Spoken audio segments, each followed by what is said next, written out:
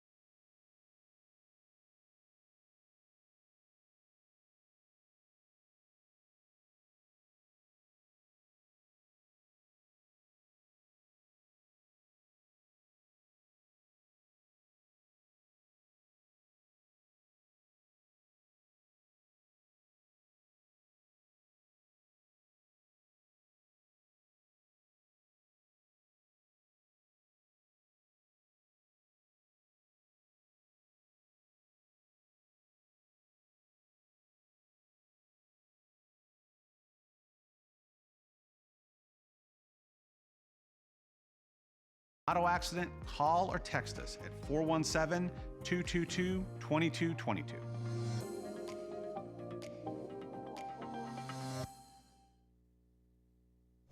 Topping today's Health Watch, seasonal illnesses are increasing just as we get ready to celebrate the holidays. The CDC reports positive flu tests are up 9% in the most recent week, and cases of whooping cough are 6 times last year's rate. Dr. Susanna Hills appeared on CBS Mornings to discuss how to avoid getting sick and protect loved ones this holiday season. It's sort of common sense guidelines that we've given for all viruses apply this year as well. Keep yourself healthy by washing your hands. Avoid contact if you can with others who are sick, or limit that. If you're sick yourself, then just be aware of protecting those around you. And also be particularly cautious if you're at risk, if you have immunodeficiency, if you're at risk for being particularly susceptible if you do get sick. Flu season typically runs through April, so health experts recommend you get your flu shot if you haven't already. Our brain age is linked to our vascular health. A study out of Sweden found people who had eye inflammation or high glucose levels also had brains that appeared older than normal. But people who led a healthier lifestyle, including doing regular exercise, had younger looking brains that functioned better than average. There are big disparities in breast cancer screenings. A study published in JAMA Network shows that rural residents, women from low-income homes, and American Indians have far lower rates of getting regular mammograms. Federal guidelines recommend all women ages 40 and up get mammograms every 2 years.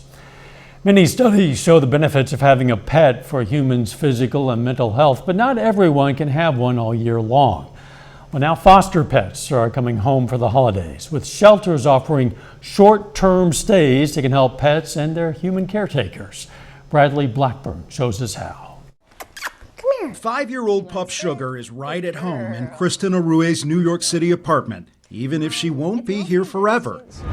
Arue's work schedule doesn't allow her to have a dog year-round, but she can foster this Christmas season and share in the joy a pet can provide. They make you laugh, they lighten up any room, they greet you when you come home, so it's like, it's an immediate bond. Animal Care Centers of New York City help pioneer what they call straycations, short-term fosters that are especially popular during the holidays.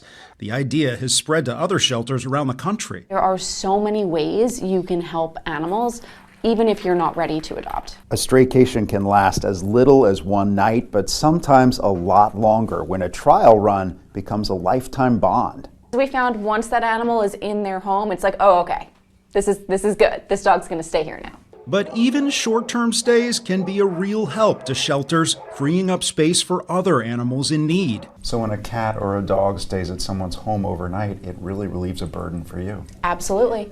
And plus that animal gets to have an amazing time. It's a win-win. I'll definitely do it again. And like I said, it's a balancing act for me of when I have the capacity to do it, but when I do, it's, it changes a dog's life. Sweet for Sugar, and all animals finding warm homes through this season. Bradley Blackburn, CBS News, New York. New York Shelter even provides basic supplies like pet food, leashes, toys, and other necessities when families bring home foster pets for the holidays. That is a look at today's health news. A little bit later, the rush to buy big TVs for Christmas. Plus, we have a lot of rain in the forecast. We're going to be looking at that coming up. Professional people, professional service. Pascal Air Plumbing and Electric. Hey babe, what's a 5-letter word? Spread the word. And don't forget camera control. It'll blow you away. Get the new iPhone 16 Pro on us. No trade-in needed. U.S. Cellular, built for us.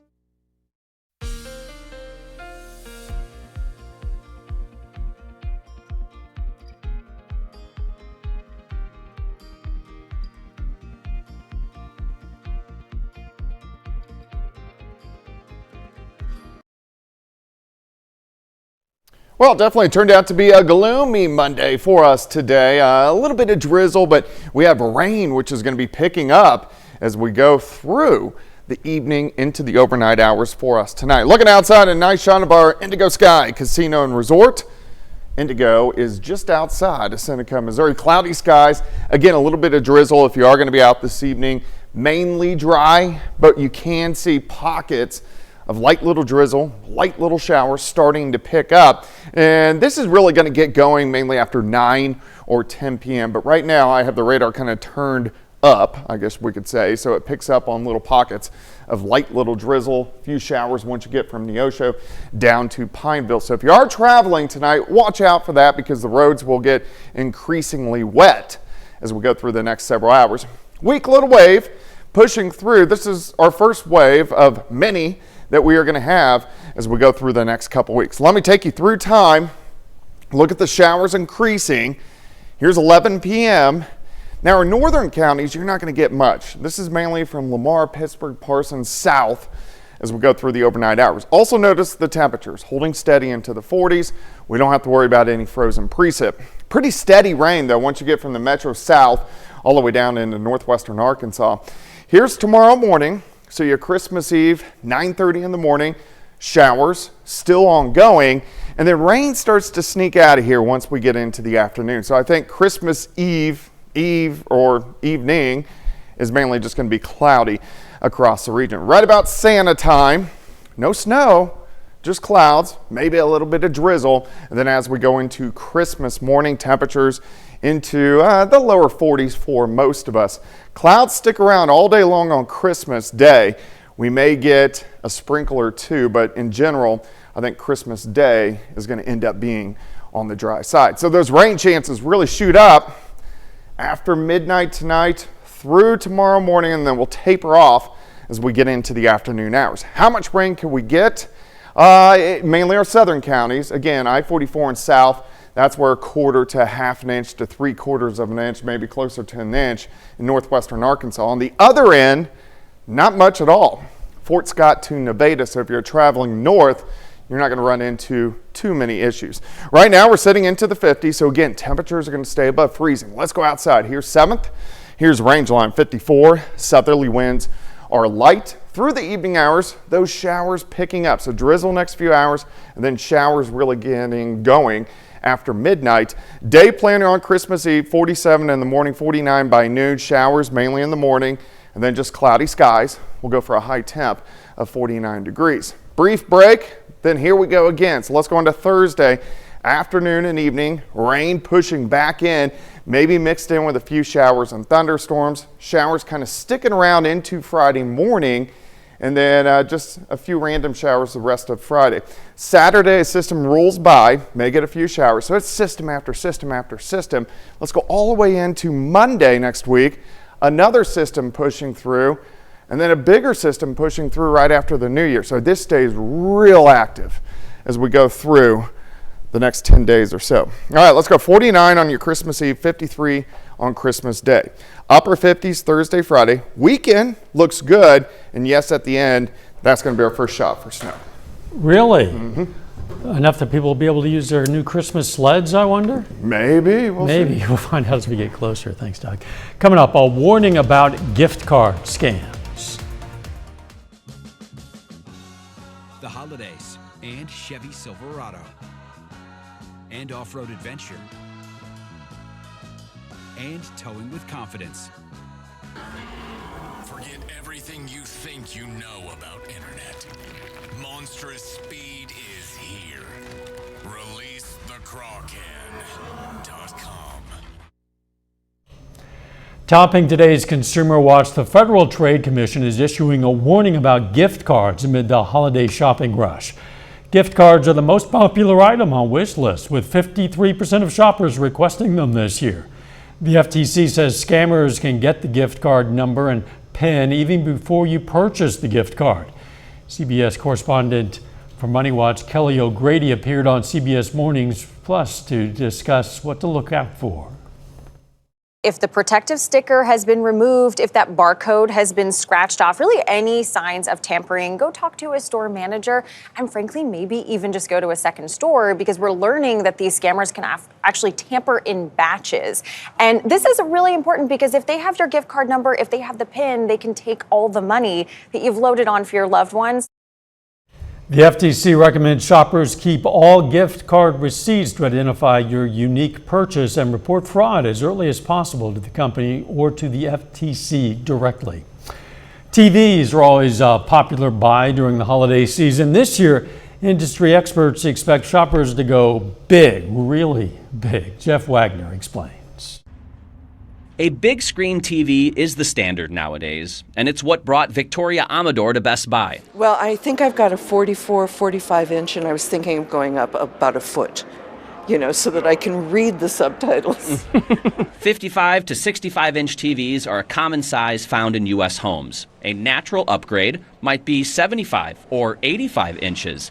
But how about 98? Not enough? Let's try 115 inches. I think internally we would call it a double XL. Blake Hampton is a senior vice president at Best Buy. Is this the future of TVs? How would you describe what we're witnessing right now? Yeah, I think it's certainly a massive growth area for where TVs are going. Double XL TVs are defined as 97 inches or bigger. For perspective, it's longer than a full-size bed and only a few inches less on the width. The 115-inch TV, however, is bigger overall than a queen-size bed.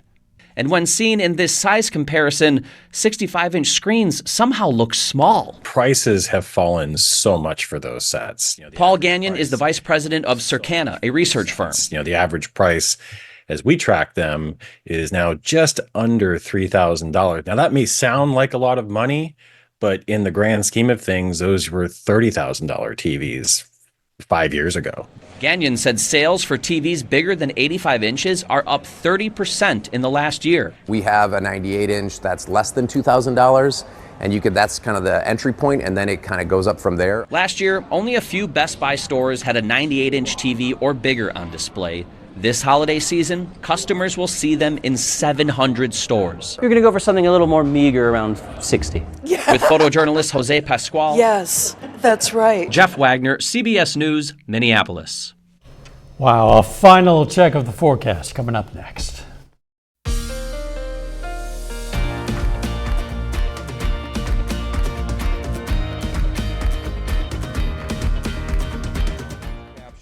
Brought to you by AutoInjury.com and the law offices of Aaron Sachs and Associates, committed to community service. A Gulf War from 1969 to 1999.